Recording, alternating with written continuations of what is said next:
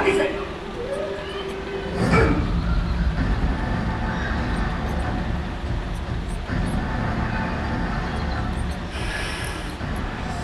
ভিক্ষাৰী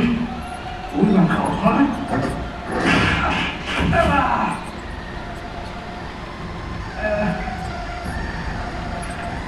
আহি আছো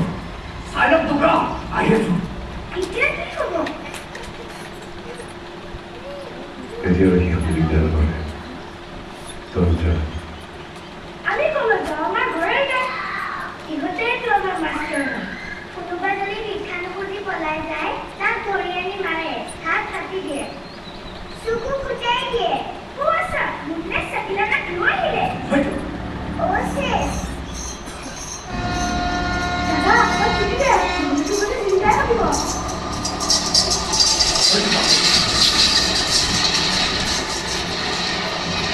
খবৰ নহয়